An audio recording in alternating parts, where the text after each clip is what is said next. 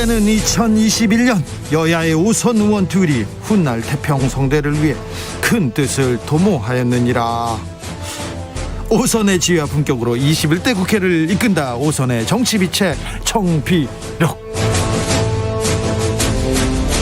소년급제 하지만 줄서기 정치 거부해왔다. 대한민국 국회를 이끄는 쌍두마차 수도권 내리 5선 안민석 더불어민주당 의원님. 네, 안민석 의원입니다. 보국 안민석 나오셨습니다. 그리고 영남권 내리오선 조경태 국민의힘 의원님. 네, 반갑습니다. 조경태입니다. 조경태 스형도 오셨습니다. 자, 두 분 본격적으로 시작하기 전에 신상 발언으로 문을 열겠습니다. 안민석 의원님. 저의 신상 발언은 아니고요. 네. 지금 국회에서 인사청문회가 열리고 있는데요. 총리와 세 분의 장관 후보에 대한 청문회가 열리고 있습니다. 네. 그중에 한 분에 대한 딱한 사정을 제가 좀 해명을 꼭 좀 해야 되겠다는 생각이 듭니다. 안민석 의원님은 딱한 사람들 얘기 잘 들어주십니다. 네. 이분은 박준영 후보자인데요. 네. 사실 저하고는 고등학교 선후배 사이고, 아, 예. 그리고 제 군대 동기입니다. 아, 네. 그런데도 저한테 이때까지 단 한 번의 전화나 인사 오고 한 적이 없어요. 예. 그것을 제가 평소에 좀 이상해서 네. 친한 동기 박준영 후보 동기한테 이야기를 했어요. 네. 야, 그래도 선배가 또 나랑 또 군대 동기인데 내가 국회에 있는데 국회 올 때 인사도 안 하고 그 참 이상하다. 그랬더니 이제 전에 들은 답변이 군대 동기 선배가 국회의원이라고 해서 자기가 인사를 공무원이 드리는 것은 올바르지 않다고 본다. 자기는 그런 정치적인 그런 관계로 인사하는 건 맺지 않고 자기가 공직 끝나고 난 다음에 정중하게 인사하겠다. 그런 제가 답변을 들었어요. 네. 아, 굉장히 원칙주의자적인 그런 사람이구나라는 제가 판단을 하고 있는데요. 네. 그래서 저는 아직까지 박준영 후보가 제 고등학교 후배 4년 후배예요. 그다음에 군대 동기이기도 하지만은 얼굴을 한번 본 적이 없어요. 그럴 만큼 자기 관리라든지 좀 굉장히 정치적인 그런 거 하고는 굉장히 거리가 먼 그런 공무원이라고 저는 판단이 되는데요. 그러네요. 딱한 이번에 네. 딱하게. 그래서 네. 이번에 이것도 제가 전에서 제가 좀 확인을 했어요. 팩트를. 예. 두 가지 제가 팩트를 제가 확인을 했어요. 첫째는 그 도자기를 정상적으로 구입한 거 아니다. 네. 부인이 그 벼룩시장에서 네. 도자기 모으고 그런 이제 취미를 가지고 있어서 벼룩시장이라는 게 외국에는 많이 활성화되어 많이 있죠. 있습니다. 네. 주말에 어느 동네든지 가면은 벼룩시장이 열려 있어요. 예. 집에서 쓰던 이제 중고품을 그냥 싸게 1파운드, 2파운드 내다 파는 거죠. 그것을 몇 년 동안 이제 수집을 한 것이고 벼룩시장에서 산 것이다. 예. 중고품을. 두 번째는 행랑이 아니다. 외교관 행랑. 행랑으로 가져온 거 아닙니까? 외교관 행랑은 40kg 안에 다 채울 수 있는 건데요. 도자기를 그 안에 넣을 수도 없죠. 네. 외교 행랑 아니다. 일부 언론에서 나온 것처럼 이삿짐에 넣은 것이다. 네. 그리고 이거는 중고품을 벼룩시장에 싼 거기 때문에 이거는 관세 대상이 아닌 거죠. 그래서 이 두 가지 팩트를 꼭 말씀을 드리고 싶고, 그럼 왜 이게 문제가 됐냐? 제가 볼 때는 초창기에 일부 언론에서 이 문제를 왜곡 과장한 억울한 그런 사례라는 점을 말씀드리고, 제 말씀에 대해 가지고 판단은 주진우 라이브 쇼에 우리 청취자 여러분들에게 맡기도록 하겠습니다. 네. 도자기 1250점은 좀 그냥 수집했다고 하기엔 너무 많습니다. 얘기하고요. 7925님께서는 몇 년 동안 주말에 벼룩시장에서 사는 건 가능합니다. 네, 그래도 너무 많다고 생각한다고요. 청취자분. 7925님께서 안민석 의원님 이분이요 다른 라인이 있나 봅니다. 이렇게 문자 왔습니다. 1457님께서 조경태 의원님 반갑습니다. 존경합니다. 얘기했습니다. 신상 발언 기회 드리겠습니다. 네, 어쨌든 우리가 지금 장관과 총리 인사청문회가 지금 진행되고 있습니다만 네. 우리 국민들께서는 이번 4.7 보궐선거 이후에 조금 변화가 있을 거라고 기대를 했습니다만은 그게 혹시나 했던 게 역시나가 되어버렸다는 그런 평가가 많이 있거든요. 결국은 총리 후보뿐만 아니라 장관 후보에 대한 인사 검증의 절차가 저는 시스템이 무너졌다. 좀 청와대의 인사 시스템이 붕괴했다라고 지금 보고 있습니다. 이것은 심각한 문제라고 보고 있고요. 본격적으로 문재인 정권에 아마 레임덕이 지금 오고 있는 거 아닌가 하는 우려를 많이 하게 됩니다. 참으로 좀 국회의원 한 사람으로서 이렇게 가다가는 진짜 우리나라가 어떻게 될까 하는 그런 걱정에 우려를 많이 하게 되고요. 어떻게 이렇게 형편없는 사람들을 장관 후보자로 이렇게 추천을 했는지 이 부분에 대해서는 사실 저는 참으로 유감스럽다는 말씀 드리겠습니다. 청와대 인사검증 시스템이 무너졌다는 지적에 대해서는요. 안민석 의원님. 이제 두루뭉실하게 네. 이 인사가 엉망이다. 네. 라고 말씀하실 게 아니라 그것은 후보자들마다 지금 내용들이 다 틀리지 않습니까? 네. 물론 이 중에는 저도 좀 의아해하는 그런 후보자가 분명히 있어요. 네. 하지만 그것은 좀 가려야 된다. 예, 그래서 이걸 후보자 모두가 다 똑같은 문제가 있는 건 아니지 않습니까? 그래서 정확한 그 사실을 가지고 판단을 해 주셨으면 좋겠다. 그런 생각입니다. 청와대 인사검증 시스템은 조금 문제가 있다 이렇게 얘기했는데요. 다 좀 가려보자. 근데요. 조경태 의원님. 네네. 김부겸 총리 후보자는 행안부 장관을 했지 않습니까? 그때 청문회 때는 뭐 훌륭하다는 얘기도 야당에서도 했고 그랬는데 지금은 왜 그렇게 사납게 그러신 거예요? 사납다기보다는 아마 그 부동산 정책에 대한 그 본인의 생각이 입장이 좀 불분명한 것 같고요. 또 하나가 최근에 새롭게 밝혀진 것 중에 하나가 뭐 잘 아시겠지만은 그 라임 옵티머스 사건이 대략 한 11조 정도의 우리나라 생긴 이래로 최악의 금융 사기 사건이라고 합니다만은 네. 여기에 그 김부겸 후보자가 그 자녀분이 그 차녀로 이제 표현됩니다. 자녀분이 라임 옵티머스의 그 사모펀드에 가입된 라임 자산운용 사모펀드에 가입된 의혹이 있거든요. 여기 대해서 김 후보자가 명확하게 밝혀야 된다고 생각합니다. 최근 그 언론에 보면은 자녀와 사위와 손자, 손녀는 나이가 보니까 6살, 3살밖에 안 되거든요. 그래서 4명이 각각 투자한 게 약 12억 정도 된다고 나오는데 사실 지금 우리 국민들께서 이 코로나로 인해서 여러 가지 어려움이 많이 겪는 상황에서 총리 후보자가 라임 사건에 연루되어 있다라고 하면은 이거는 참으로 좀 이해가 되지 않습니다. 이게 구체적인 그 설계명도 나와 있거든요. 라임 사모펀드 테티스 11호라고 하는데 이게 사실이라면은 그 청와대 그 민정 인사팀은 이 내용을 알고 있는지 좀 밝혀야 된다 이런 생각을 합니다. 그 문제는 청문회에서 그렇게 논점이 되지는 않는 것 같습니다만. 야당의 전략은 이런 것 같아요. 4.7 보궐선거에서 크게 이겼지 않습니까? 그런데 지난 한 달 동안 여러 가지 실망스러운 태행적인 모습을 이제 보여줬죠. 그래서 이번 청문회를 통해 가지고 또다시 반전의 기회를 얻으려는 그런 입장을 가지고 후보들의 그냥 무조건 깎아내리는 거죠. 반대를 위한 반대를 하고요. 김부겸 총리 후보자 같은 경우에는 이런 분 정도가 청문회에서 부적격자로 논란이 된다고 하면은 대한민국에서 총리 될 사람 아무도 없습니다. 왜냐하면은 김부겸 총리 후보자는 이미 행안부 장관 인사 청문회를 거치면서 검증이 된 분이에요. 그리고 장관 하시는 동안에 별 무리 없이 임기를 이제 마치신 분이기 때문에 이분의 자격 논란을 가지고 왈구불구하지 마시고 사실은 지금 제가 야당이라 그러면 이래겠어요. 총리 후보자를 붙잡고서 부동산 대책, 백신 대책, 국민들이 가장 관심 있어하는 또 국민들에게 가장 필요한 이 두 가지 주제를 놓고서 제가 야당이라 그러면은 총리 후보자하고 정책 토론을 하겠어요.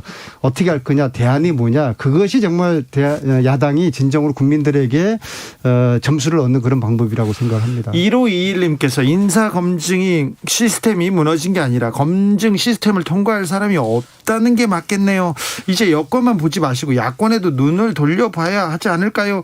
아니요, 꼭 그렇게만 볼 건 아닌 것 같습니다. 조경태 의원님은 인사검증 시스템 바로 통과할 것 같습니다. 안민석 의원은 더더욱 그렇고요. 2081님께서 한숨이 가슴이 답답합니다. 인사검증 문제는 분명히 존재합니다. 맞아요. 지금 국민들이 이런 분을 어떻게 막 이런 얘기도 나오는데요. 그 검증 시스템이 좀 제대로 작동했으면 한다는 게 저도 생각입니다. 0884님께서는 안민석 의원님 제일 껄끄러운 관계가 선배가 군대 동기로 만나는 겁니다. 차라리 선배가 후임으로 들어왔다면 어쩜 속 시원하게 막 후련하게 막 그랬는데 그냥 그렇다는 거예요. 안민석 의원님 존경합니다. 그러면 안민석 의원님 보통 국회의원 되면요. 네. 사돈의 8촌까지 연을 닿아가지고 인사하러 와요. 만나러 오죠. 그런데 특별히. 박준영 후보 같은 경우에는 그렇죠. 그분의 지금까지의 저한테 정말 연락 한 번 없고 인사 한 번 하지 않은 걸 보면은 얘기하고 싶겠죠. 공무원 치고는 굉장히 자기 관리가 독특하고 엄격하고 원칙에 굉장히 충실한, 사실 이렇게 해야 되는 건데요. 네. 뭐 고등학교 뭐 친구 동생이라고 해서 인사 오고 뭐 별 사람들이 공무원 뭐 인사들 많이 하는데 네. 이 분은 저는 굉장히 독특한 분이기 때문에 제가 신상 발언 기회를 통해 가지고 네. 이분에 대한 이야기를 좀 해야 되겠다는 생각입니다. 저는 박준영 후보 한 번도 본 적이 없습니다. 아, 예. 굉장히 독특한 경우죠. 네, 독특합니다. 그래서요, 조경태 의원님, 국민의힘에서는 장관 후보자 3명에 대해서 부적격하겠다. 이분은 안 된다 이렇게 생각합니까? 네, 3명 다 부적격인데요. 그 중에 특히 이제 두 후보자에 대해서는 이제 아마도 정의당에서도 아마 좀 부정적인 그런 입장인 것 같아요. 어제는 1명이었는데 2명으로 늘었어요. 네, 아니요. 그러니까 그 한 분은 이제 박준영 후보자 같은 경우에는 아시다시피 무려 1250점의 그 도자기를 갖다가 그도 영국에 있는 아주 그 접시. 네. 그런 게 보니까 그 아마 그 주부님들은 그 보면 이게 메이크를 다 아신다 하거든요. 네네네. 좋은 메이커가 많이 아주 좋은 있다고 메이크가 많이 있다고 하고 그런 메이크 있는 것을 포함해서 한 1250점 정도가 들어올 정도로 하면은 상당히 좀 문제가 있는 그런 집안이 아닌가 이렇게 생각을 합니다. 네. 그거 제가 다시 말씀드리면요. 이제 조경태 의원님은 아마 외국 생활을 안 해보셨던 걸로 알고 있는데요. 미국 유학파 안민석 의원님. 제가 이제 6년을 제가 살아봤지 않습니까? 네. 모든 동네마다 주말이면은 플리마켓이라고 그래가지고 벼룩시장이 열려요. 거기는 1,000불짜리가 10불에 팔고요. 네. 심지어 뭐 수백 불짜리 원래 가격이 좀 준 거니까 일부러 나오기도 그래요. 네네. 그래서 이게 숫자가 문제가 되는 건 아닙니다. 왜냐하면 거의 사는 게 뭐 몇 파운드짜리를 그분이 한 3, 4년 정도 영국 생활을 했을 거예요. 그래서 그 외국 생활도 비교적 기간이 길었기 때문에 수량 가지고 시비를 거는 건 온당치 않다고 보고요. 그리고 알겠습니다. 그 수량이 많아도 네. 그게 벼룩시장 자체가 굉장히 아주 싼 가격으로 물건들을 그냥 재미로 사는 그런 수준의 가격이기 때문에 그걸 좀 이해를 하시고 판단하시면 도움이 될 것 같습니다. 지금 그 여당의 그 어떤 모 의원조차도 그 박준영 부인의 그 도자기 밀수 의혹에 대해서 본인도 답답하다는 표현을 썼거든요. 네. 그래서 이거는 우리 일반 국민들의 어떤 정서에는 맞지 않는 모습입니다. 그래서 이런 부분에 대해서까지 우리가 국민 정서 부분까지 우리가 이제 좀 그 감안을 해야 되고요. 무려 1,000점이 넘는 이 도자기를 어떻게 이게 반입을 했는지 그것도 저는 참 궁금하거든요. 그릇 접시 도자기. 네, 크게요. 이것을 조경태 의원님 양이 꽤 많이 될 텐데. 사실을 말씀해 주셔야 돼요. 도자기도 아니고요. 찻잔도 많고요. 그리고 사진에 나온 게 그게 다라고 제가 확인을 했어요. 그리고 밀수 이거는 정말 큰일 날 표현입니다.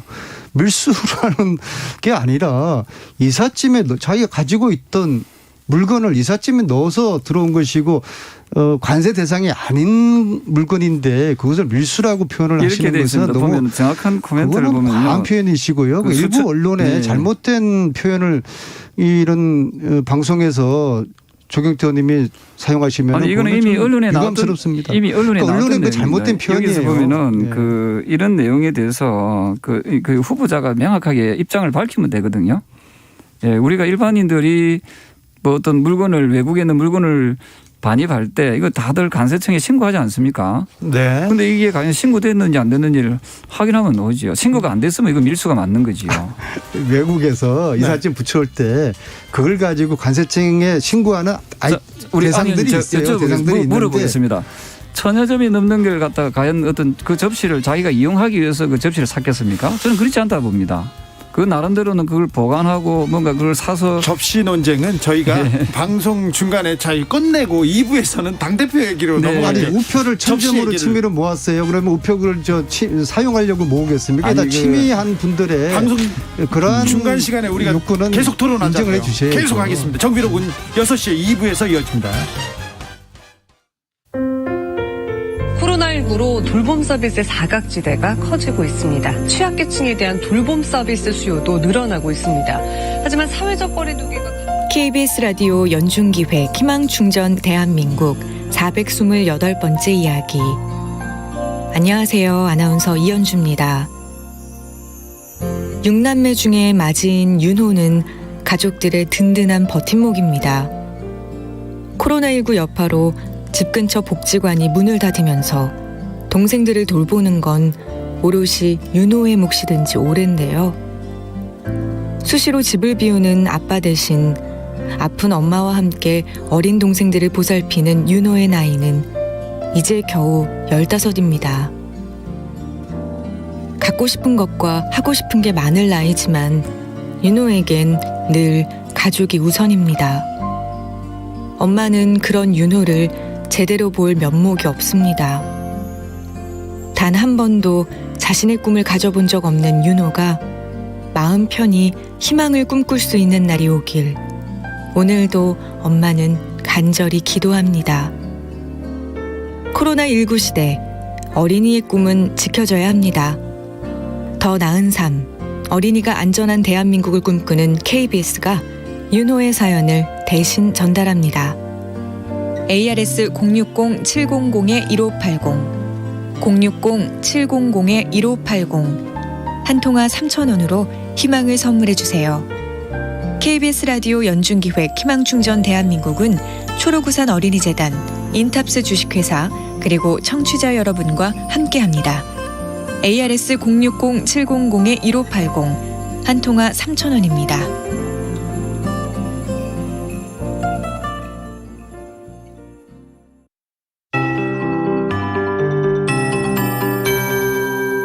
KBS 58분 날씨.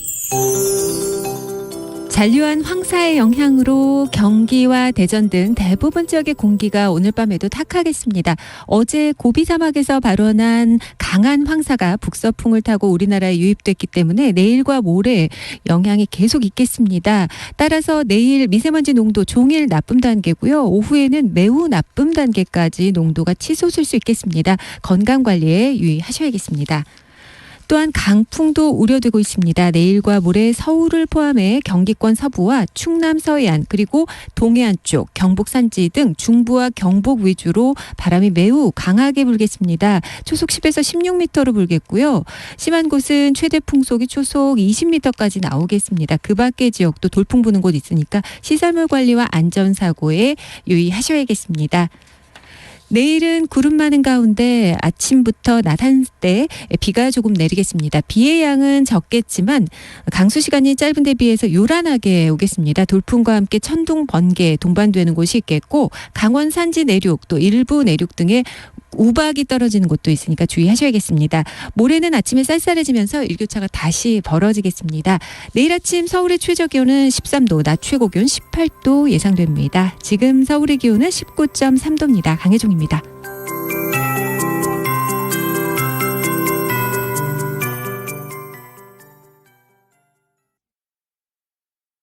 정성을 다하는 국민의 방송 KBS가 6시를 알려드립니다. AM 711kHz, FM 97.3MHz, KBS 1라디오입니다. HLKA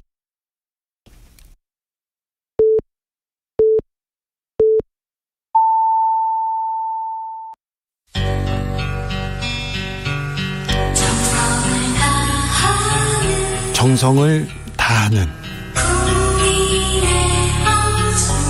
국민의 방송 KBS 주진우 라이브. 그냥 그렇다고요. 주진우 라이브 함께하고 계십니다. 라디오 정보센터 다녀올게요. 정한나 씨. 김부겸 국무총리 후보자가 오늘 국회 인사청문회에서 민주당 내 강성 당원들의 문자폭탄 논란을 두고 제가 지금까지 알고 있는 민주주의적인 방식은 아니라고 생각한다고 말했습니다.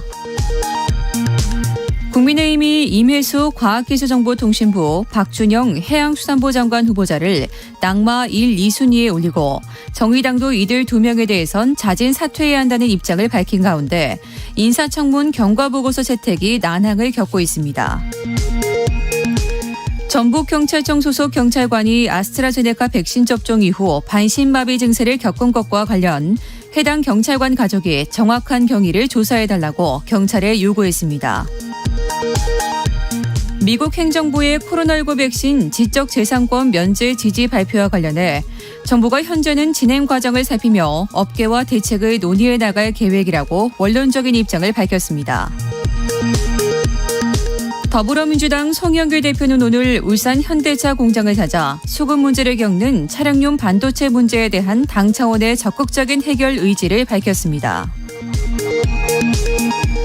미국이 중국을 견제하며 반도체 주도권 회복에 나선 가운데 그간 미중 사이에서 균형을 잡아온 한국 반도체 산업이 내년 대선 이후 미국 쪽으로 기울 수 있다고 홍콩 사우스차이나 모닝포스트가 예측했습니다. 지금까지 정보센터 뉴스였습니다. 정비록 이어가겠습니다. 자, 정보센터 다녀오는 기간 중에 계속해서 접시 논쟁 계속 이어졌습니다. 0141님, 그릇 좋아하시는 분들은 많이 사 모으세요. 그렇게 얘기했고, 대한민국 힘내라님께서는 1200개 접시, 잔, 뚜껑 세부 분류해서 가질 수가 많아 보입니다. 그렇게 얘기했고요. 2738님, 아무리 그래도 도자기 1250점은 왕릉 발굴 정도의 규모 아닐까요? 얘기합니다.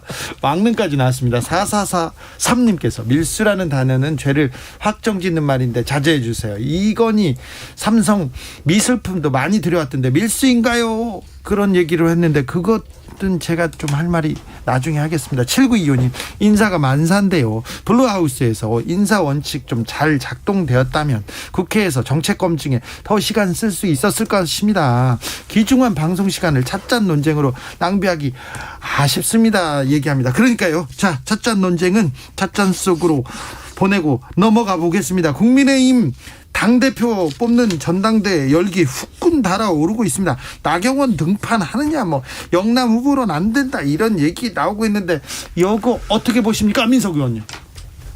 나경원 전 대표가 예. 역량에 비해서 정치적인 운이 좋은 사람이라고 봅니다. 제가 17대부터 나경원 의원을 동료 의원으로 쭉 봐왔고요. 예. 사실은 지난 스페셜 올림픽이라는 그 문제 있지 않습니까? 네. 그것도 제가 볼 때는 심각한 문제들이 있다고 제가 문체위원장 시절에 네. 파악을 이제 했었고요. 예. 그다음에 따님의 입시 비리 의혹 문제, 네. 그 문제도 조국에 비해서 10분의 1도 제대로 하지 않았던 것 같습니다. 네. 그런데 비해 가지고 또 특히 이제 개인의 리더십, 제가 상세하게 평가할 입장은 아니겠지만요. 원내대표도 하지 않습니까? 근데 이번에도 당대표의 가능성이 굉장히 높아졌어요. 왜냐하면 구도적으로 네. 김기현 원내대표가 영남 출신이지 않습니까? 네. 아마 국민의힘, 우리 민주당 같았으면은 이 원내대표와 당대표 이 균형을 맞춰주거든요. 네. 예. 아마 국민의힘 당원들도 마찬가지일 거라 봅니다. 원내대표가 영남, 울산에서 나왔으니까 당대표는 비영남, 그러면 충청이나 수도권, 이제 그런 구도로 흘러가기 때문에 나경원 전 대표의 가능성은 높아졌다라고 보는데요. 그럼에도 불구하고 아마 국민의힘 당원들이 보는 이제 지도자 역량 그런 거 있지 않겠습니까? 특히 이번 대선 전국이기 때문에 대선을 잘 치를 수 있는 당대표 그런 리더십을 필요할 텐데 국민의힘 당원들이 그런 수도권이라고 그런 선택을 할까? 그렇다고 하면은 또다시 조경태 의원님이 보이는 것이죠. 네. 예, 5선에다가 네. 품격, 인품. 굉장히 관리를 잘 할 거라는 그런 아무튼 당원들의 판단이 작용되면은 저는 조경태 의원이 될 것 같다는 그러한 민주당으로서는 불길한 예감이 들어요. 조경태가 될 나경원 의원 거라는. 되면은 저희들로서는 뭐 감사할 일이고요. 나경원은 감사, 조경태가 될 거라는 불리한 예감이 든다고 합니다. 불리한 예감이 아니라 불길한 예감. 불길한 예감. 네. 네, 뭐 그분도 훌륭한 분이고요. 다만 저는 이번에 당 대표는 그 통합의 리더십이 있어야 된다고 보고 있거든요. 네. 실질적인 통합의 리더십을 갖춘 인물이 저희 국민의힘의 당 대표가 돼야 된다라는 생각입니다. 그에 비해서 저는 아시다시피 그 여야를 다 경험했고요. 민주당으로 제가 경험했고 또 국민의힘으로도 경험을 했고요. 또한 민주당의 또 최고위원도 했고 또 이 국민의힘의 최고위원을 함으로써 여야의 어떤 통합의 정신을 또 국민 통합의 정신을 전 누구보다도 많은 경험했던 사람이라고 저는 보고 있습니다. 그래서 이번에 실질적으로 우리 당이 내년에 선거에서 이기기 위해서는 당 대표의 역할이 대권 주자들을 어떻게 통합시키내고 공정하게 관리하느냐 이것이 가장 핵심일 것 같습니다. 거기에 뭐 저는 그동안 경험한 경험을 바탕으로 해서 우리 당을 내년에 반드시 정권 교체를 이루는데 선봉에 서겠다 이 말씀 드리고 싶습니다. 국민의힘 지지자들이 정권 교체해야 된다. 그래서 원내대표하고 당대표 지역 안배해야 된다. 영남권 원내대표, 영남권 대표까지 하면 너무 영남당 아니냐. 이 지적에 대해서는 어떻게 보십니까? 글쎄요. 그 부분에 대해서는 이렇게 표현하고 있었습니다. 지금은 그 인공지능 시대지 않습니까? 그 AI를 두고 뭐 너 지역 출신이 어디니 이거 안 따지잖아요. 네. 민주당 같은 경우에 보면은 이 앞에 이낙연 당대표 시절에 원내대표가 김태년 의원이었습니다. 네. 국무총리가 정세균 국무총리였거든요. 예. 이 세 분 다 호남 출신이잖아요. 그때 가지고 더불어민주당을 호남당이라고 안 하지 않습니까? 그래서 저는 지금 그 당대표도 송영길 당대표가 더불어민주당 대표 같은 경우는 호남 출신이거든요. 네. 그때 가지고 그 왜 이낙연 당대표도 호남 출신, 그다음에 송영길 당대표도 호남 출신 이래가지고 민주당 보고 너네들은 왜 저 호남당이냐 이렇게 이야기를 안 하지 않습니까? 저는 지역을 가지고 영남당, 호남당이라 논하는 것 자체가 저는 이게 또 다른 지역주의를 불러일으킬 수 있다고 보고 있고요. 네. 또한 방금 말씀드렸던 대로 인공지능 시대에 지역을 논하는 것은 저는 그 매우 그 아날로그식 방식이다. 정근대적 방식이다 이렇게 보는 거죠. AI 시대에 나경원 의원이 대표되면 땡큐입니까? 조경태 의원님이 뭐 네. 본인이 당대표에 대한 집념이 강한 것은 존중하고 인정하지만요. 그렇다고 그래서 뭐 AI 시대까지 내세워서 그것을 끼워 맞추려고 하는 거는 아니 그러니까 조금 좀 과해 보입니다. 나경원 전 원내대표. 그런데 이게 뭐 좁은 나라에서 영남, 호남 이런 구분하는 자체는 바람직한 건 아니죠. 근데 나경원 전 의원이요. 네. 감사해요. 나오시면. 뭐 그 정도는 뭐 하죠. 왜냐하면 이게 이런 방송에서 남의 이야기를 하는 것은 주진우 우리 저 기자님이 보면은 들어 이렇게 하던데요. 그건 굉장히 안 좋은 버릇입니다. 지금은 저는 이렇게 생각합니다. 영남 호남을 따지는 것 자체가 저는 그 시대 정신에 뒤떨어진다. 알겠습니다. 그래서 우리가 지역주의를 자꾸 부활시키는 듯한 그런 부분에 대해서는 우리 주진우 기자님께서 단호하게 네. 끊어주시면 좋겠습니다. 알겠습니다. 내일 국민의힘 김기현 원내대표가 광주 방문한다고 합니다. 5.18 민주화 운동에 대한 국민의힘 입장도 전향적으로 낼 것으로 예상되는데요. 어떻게 평가하십니까? 광주가요. 이런 식으로 국민의힘이 광주를 향해서 하는 이런 이벤트, 쇼처럼 느껴지는 이런 이벤트를 100번, 1000번, 10,000번 한다고 해서 광주의 민심이 움직이지 않을 겁니다. 광주라는 곳은요, 가장 민도가 높은 지역이고요. 대한민국 민주주의 성지라고 하는 곳 아닙니까? 박근혜 대통령 사면시켜 주라고 그러고 이명박 대통령 사면시켜 달라고 그러고 탄핵 부정하는 이런 정당이 광주를 몇백 번 방문해서 수만 번 절을 한다고 해서 광주 민심이 단 한치도 움직이지 않을 것이고요. 저는 그랬으면 좋겠어요. 광주를 가기 전에 민주주의의 성지인 광주를 가기 전에 국민의힘에서 자기 스스로에 대한 좀 목욕부터 좀 했으면 좋겠어요. 최근에 있었던 탄핵 부정 잘못된 것이었다. 그다음에 이명박 박근혜 사면 이거 잘못된 것이었다. 앞으로 그러지 않겠다. 이런 자기 몸을 먼저 씻고서 광주를 가는 게 광주 시민들에 대한 도리라고 보고요. 그걸 그대로 있는 상태에서 광주를 가는 거는 광주 시민들에 대한 이건 뭐 모욕 정도 수준의 그런 이벤트라고 저는 봅니다. 모욕이다. 목욕부터 하라. 이제 달라지겠다고 선언하는 겁니까, 조경태 의원님?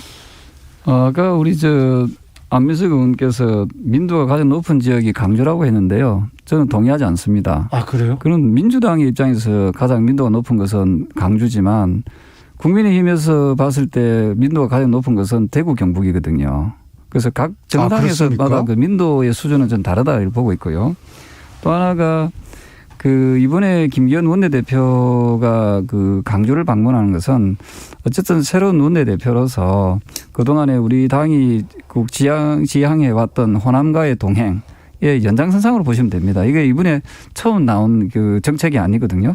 그래서 이번에 강주에 가서 또 강주 시민들과 함께 또 강주의 또 여러 가지 현안에 대해서 같이 기탄 없이 논의하는 그런 자리라고 하면은 이걸 좀 더 좋은 의미로 받아들이는 것이 좋겠다 이런 생각을 합니다.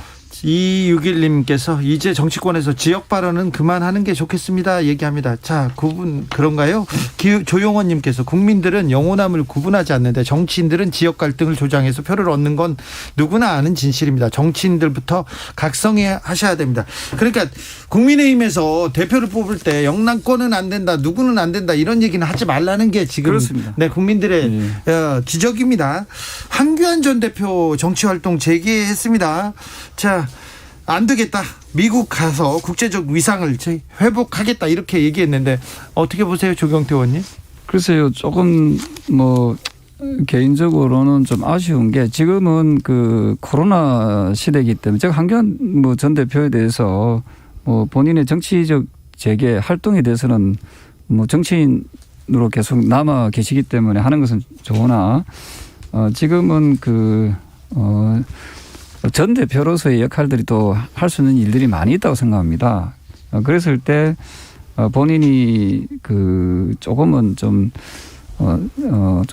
우리 국내에서 좀 활동을 좀 하는 것이 또 바람직할 것 같고요. 이런 국제적인 활동은 지금 이 현재의 여야 원내대표, 여야 당대표 또한 행정부의 수반인 대통령까지 국제적 위상을 높이기 위해 좀 최선을 다하고 있기 때문에 이런 부분에 대해서는 좀 역할 분담이 정확했으면 좋겠다는 생각을 합니다. 안민석 의원님? 정치인은 무엇보다도 염치가 있어야 된다고 생각합니다. 예. 황교안 전 대표께서는 국무총리 시절에 국정농단을 방조한 책임이 있습니다. 네. 그것으로 박근혜 전 대통령이 옥살이를 하고 있지 않습니까? 네. 그러면 거기에 대한 정치적인 책임을 지고서 황교안 전 대표는 그분은 돈도 많으신 분이고 언제든지 변호사도 할 수 있는 분이기 때문에 이후에 노후를 할 일들이 굉장히 많이 있을 거예요. 그러면은 다른 식으로 어떤 국가와 사회에 기여하거나 봉사를 하시면 되는 것인데 이분이 굳이 정치 일선으로 또 대권 후보로 나오겠다는 것은 염치 없는 짓이다라고 보여지고요. 저희들은 뭐 소위 말해서 땡큐입니다. 왜냐하면 한교안 전 대표에 기부하는 소위 말하는 태극기 부대이지 않습니까?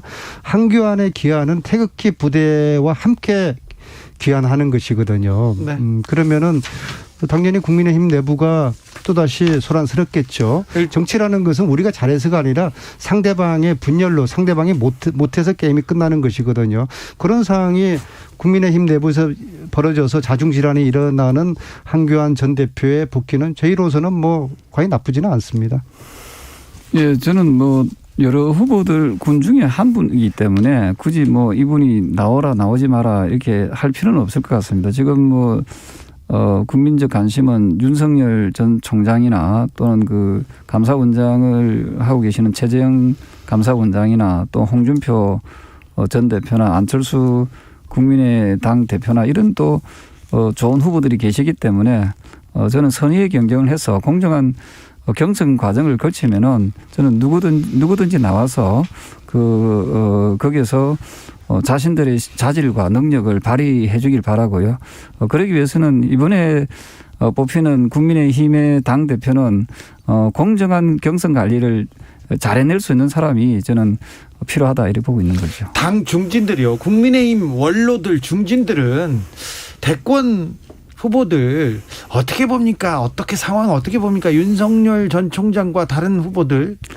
지금 현재의 우리 당의 상황에서는 아마 토양이 그렇게 좋은 상황이 아니기 때문에 지금 들어오라고 하면은 잘 안 들어올 거거든요. 그래서 예. 우리 당이 전당대회를 통해서 또 그 이후에 2, 3개월 안에 국민의힘의 그 토양이 지금보다 훨씬 더 비옥해지고 더 좋아진다면은 저는 우리 당에 여러 좋은 후보들이 입당하지 않을까 이렇게 보고 있습니다. 최재형 감사원장 영입에도 조금 공을 들이는 것 같아요. 네, 그렇습니다. 저는 그 법률 인사 중에서도 그 반문재인 그 어떤 그 기치를 들고 정권 교체 그리고 나아가서 우리 대한민국을 정상화시켜내겠다는데 그 함께 뜻을 모으는 세력이라면은 여권 인사라도 저는 다 받아들일 그런 계획이 있습니다.